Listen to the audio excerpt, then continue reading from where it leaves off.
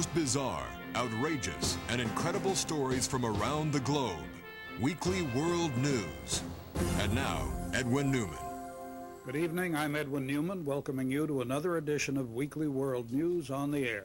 We return to the foothills of West Virginia for an update on a story we broke last week. Bat Boy has escaped. In a startling follow-up to an earlier Weekly World News cover story, Bat Boy has escaped from this research and observation center near the campus of a West Virginia college. Surveillance cameras in place at the facility's main entrance caught this dramatic video of the Bat Boy's daring nocturnal flight.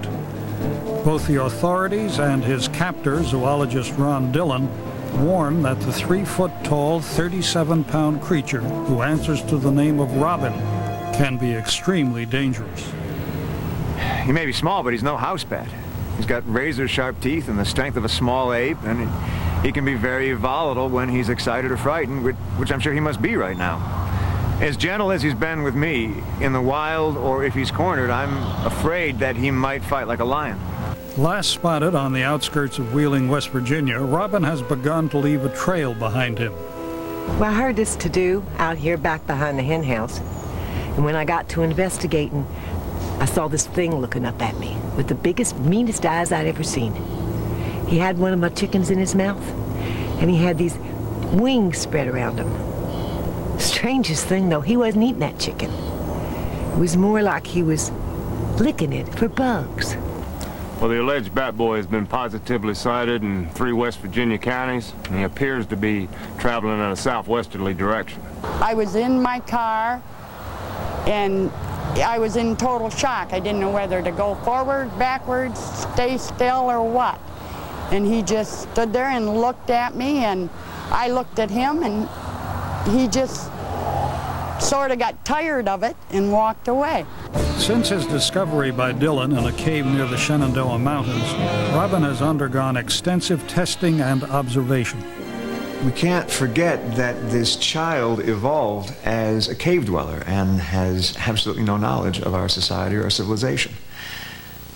He possesses an intelligence that far exceeds that of the smartest of chimps, and we truly thought that we were on the verge of communicating with him. The only explanation that I can offer for his escape is his instinct to be free. Although doubtful he will return, Dillon and his students have set traps for the Bat Boy back at the cave. He moves so quickly and has so much energy, he could easily make his way across the country in a week or two. We're just lucky that his wings can't support flight, or we'd never find him.